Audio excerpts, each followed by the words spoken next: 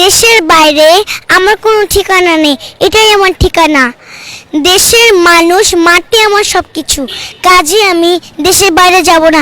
আমি কোনো দলের নেত্রী না, আমি বাংলাদেশের নেত্রী। তুমি কি কখনো কোনো দলের নেত্রী হতে চাও? হ্যাঁ, বাবু, তুমি কেমন আছো? আমি ভালো আছি। তোমার নাম কি? আমার নাম ইন্তেসর। আমি খালেদা জিয়ার সাজে সেজেছি। কেন?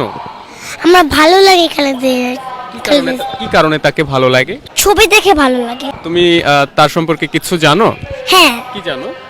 আমি হচ্ছে একটা কথা জানি। কি কথা জানো, আমাদেরকে শোনাবা? হ্যাঁ, দেশের বাইরে আমার কোনো ঠিকানা নেই, এটাই আমার ঠিকানা। দেশের মানুষ, মাটি আমার সব কিছু, কাজে আমি দেশের বাইরে যাব না। আমি কোনো দলের নেত্রী না, আমি বাংলাদেশের নেত্রী। এটি ছিল তার একটি ভাষণ। তুমি এটি কোথায় শুনেছিলে?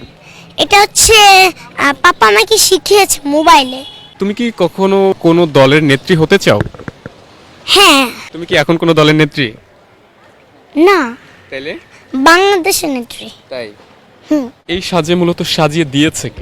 আমি করেছিলাম। ও যেহেতু এটা করতে চাচ্ছে, তো আমি এটা করে যতটুকু পেরেছি অতটুকু করে দিয়েছি। ভাষণ, তারপরে কবিতা, এগুলো আসলে এখন না, ওর এজ যখন 2 বছর তখন থেকেই টুকিটাকি অনেক কিছুই শেখে। দেশের বাহিরে অনেক বিশিষ্ট ব্যক্তিগুলো, তাদের অনেকের ভাষণে ওর মুখস্থ আছে, অনেকের সম্বন্ধে জানতে চায়।